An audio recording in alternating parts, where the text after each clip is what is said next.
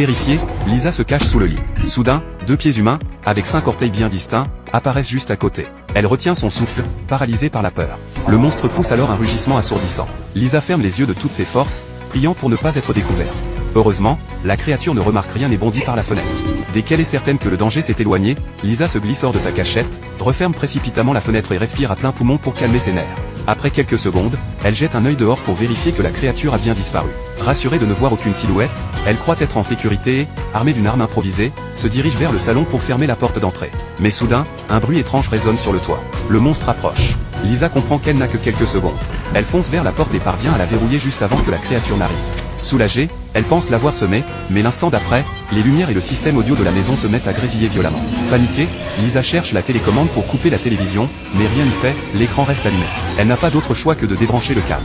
Le silence retombe aussitôt dans la pièce, un silence glaçant, presque insupportable. Lisa sait désormais qu'elle ne pourra jamais vaincre le monstre. Elle tente alors d'appeler à l'aide, mais le téléphone se met à hurler d'un bruit strident qui la fait sursauter. À peine sortie de la cuisine, elle aperçoit l'horreur, la créature descend lentement l'escalier.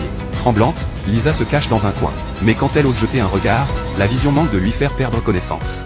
Dans le reflet du miroir, elle voit le monstre ramasser le téléphone tomber et le reposer calmement à sa place. Face à un tel signe d'intelligence, Lisa comprend qu'elle n'a aucune chance. La peur lui noue la gorge, elle se couvre la bouche pour ne pas crier.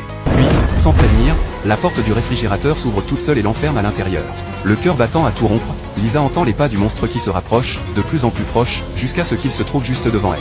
En levant les yeux, elle découvre avec effroi ses doigts crochus qui referment lentement la porte du frigo.